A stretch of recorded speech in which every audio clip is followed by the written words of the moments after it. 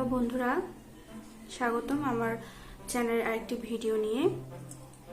তো আজকে নিশ্চয়ই উপাদানগুলো দেখে বুঝতেই পারছেন আমি কেক বানাবো। তবে কিছু নতুন নতুন উপাদানও আছে যেটা সচরাচর দেখা যায় না, আমি সেগুলো আমার কেকে দিব। আর সামনে যেহেতু বড়দিন, তো সেটা আমি মাথায় রেখেই আজকে কেকের জন্যই একটি ভিডিও নিয়ে আসছি।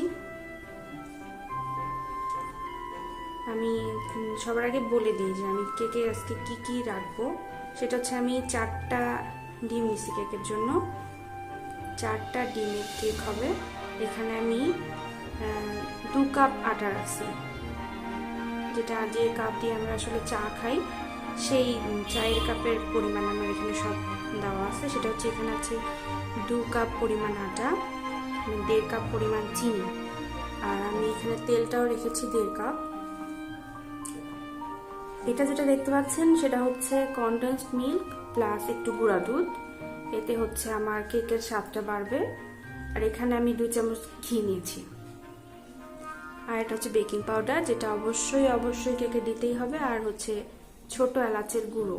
এটা হচ্ছে একটু হালকা হালকা সুন্দর একটা মিষ্টি গন্ধ দেবে, আর ডিমের যে গন্ধটা সেটা আমরা পাবো না। আর আমি বড় একটা বোল নিছি, কারণ হচ্ছে আমরা যখন কেকটা ফেটাবো তখন যেন না পড়ে সেজন্য। তো সবার আগে আমি ডিমটাকে আগে ফেটাবো।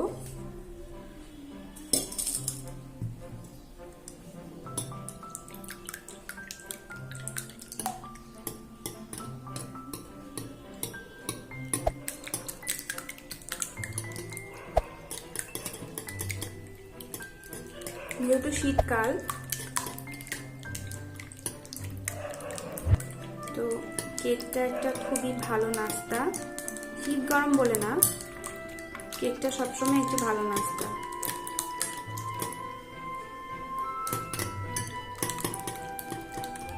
আরেকটি কথা, সেটা হচ্ছে অনেক পরেই বলছি, সেটা হচ্ছে আমি কিন্তু আজকে কোনো ওভেন বা মাইক্রোওয়েভে কেক বানাবো না।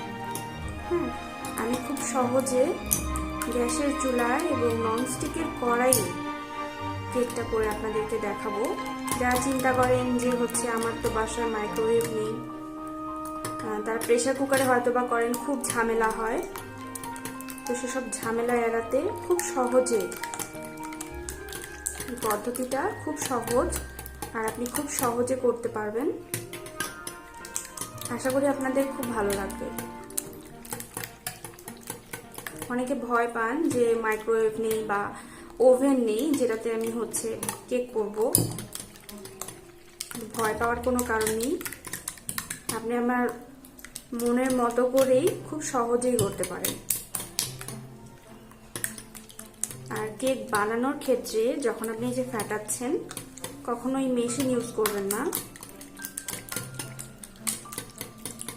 এতে হয় কি, ফেনাটা বেশি হয়। ডিম কিন্তু আমার ফেটানো হয়ে গেছে।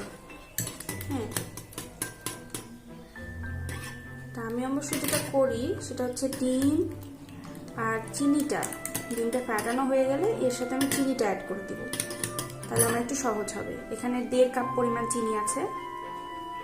চাইলে আপনি একটু কম দিতে পারেন, তবে আমি 1.5 কাপই দিব। আমার মেয়ে অনেক পছন্দ করে কেক খেতে, তাই আমি মাঝে মাঝে কাজটি করি। ইচ্ছে করলো যে আপনাদের সাথে শেয়ার করি। আপনারাও খুব সহজে ফ্রাইং প্যানে, কড়াই যেটা আর কি, ননস্টিকের কড়াই যেটা একটু ডিপ হবে সেটাতে করতে পারেন। ফ্রাইং প্যানে করতে পারেন, কিন্তু ফ্রাইং প্যানটা একটু ছড়িয়ে যাবে। সামনে আবার বড়দিন আসছে, তো আজকাল মানুষ সব ধরনের ফেস্টিভ্যাল উদযাপন করে বাড়িতে। তা আপনারা চাইলে পরে এভাবে খুব ঝটপট, খুব কম সময়ের মধ্যে ঝামেলাবিহীনভাবে কেকটা বানিয়ে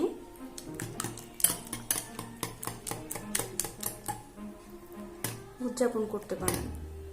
আর বাহিরের জিনিসের থেকে বাড়িতে যদি আপনারা বানান, আমার মনে হয় সেটা স্বাস্থ্যসম্মত হবে, পরিষ্কার হবে, ভালো লাগবে।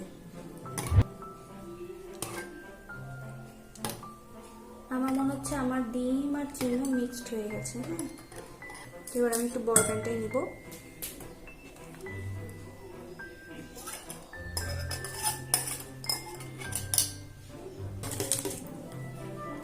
এরপর আমি যেটা করবো, আমি এই তেলটুকু দিয়ে দেবো।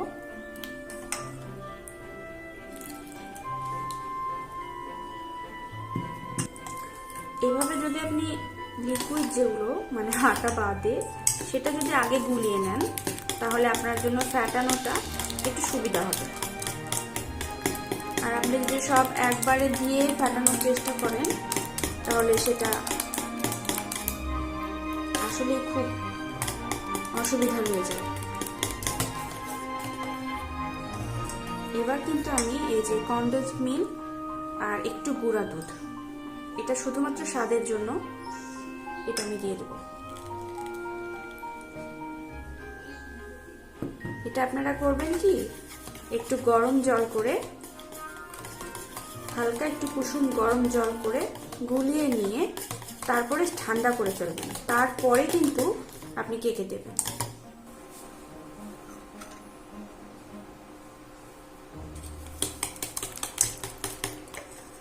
এরপর আমি 2 চামচ ঘি আছে, সেটা আমি দিয়ে দেব। এটা শুধুমাত্রই স্বাদের জন্য। ঘিয়ের একটা দারুণ সেন্ট থাকে।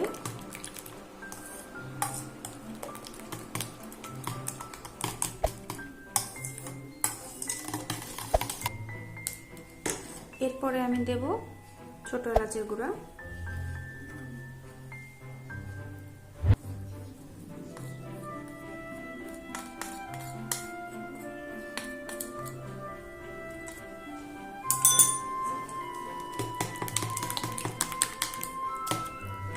তারপরে হচ্ছে আসল জিনিস, সেটা হচ্ছে আটা। আটাটা আমি আস্তে আস্তে অল্প অল্প করে নিয়ে নেব। অল্প অল্প করে নিয়ে একবারে না নিয়ে আমি এটাকে অল্প অল্প করে নেব, তাহলে আমার পেলাতে সুবিধা হবে।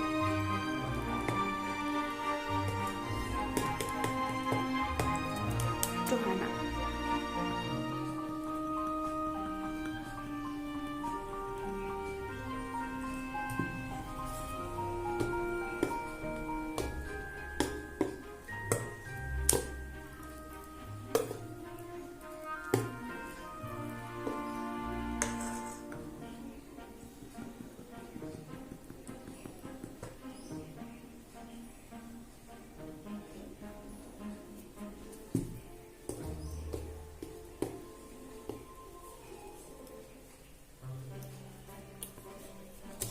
আপনার বাসায় যদি কিশমিশ থাকে, তারপরে কাঠবাদাম, কাজু বাদাম থাকে, আপনারা কিন্তু দিতে পারেন।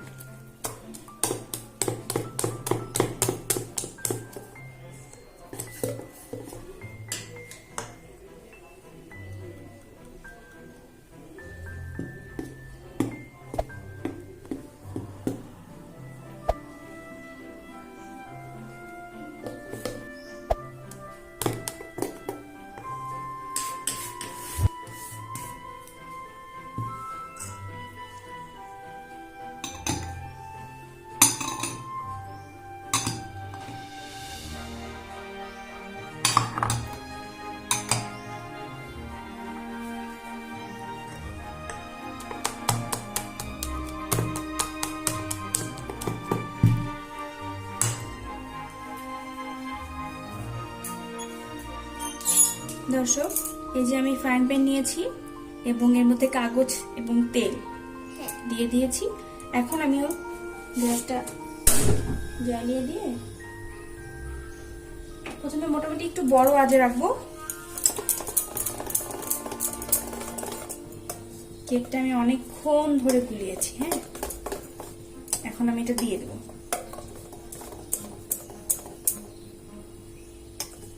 আমি কিন্তু এর মধ্যে কিচ্ছু দিইনি, শুধু তেল, কোনো জল টল কিচ্ছু না। এখন আমি এটা দিয়ে দেবো।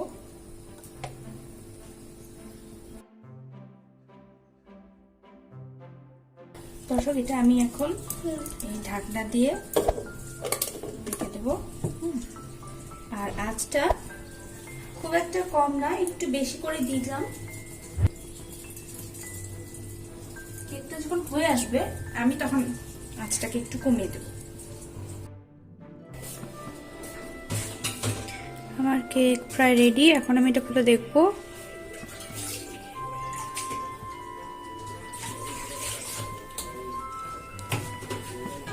একটা কাঠি দিয়ে আমি একটু টেস্ট করে দেখবো। হ্যাঁ, এখন দর্শক কোনো ক্রিম বা কেক লেগে নেই, তার মানে শুকনো দেখাচ্ছে। একদম রেডি আমার কেক। আমি চুলাটা অফ করে দেবো। খুব সহজে ঝটপটে গ্যাসের চুলায় ননস্টিক কড়াইয়ে কেক তৈরি। আমার কেক তৈরি হয়ে গেছে। আমি এখন কেকটা তুলব। খুব সহজে উঠে আসলো, কোনো ঝামেলা নেই, কোনো ঝামেলা করতে হলো না। দর্শক, আমার কেকটি তৈরি হয়ে গেছে। এখন এই কাগজটা ছাড়িয়ে আমরা খেতে পারবো একটু ঠান্ডা হলেই।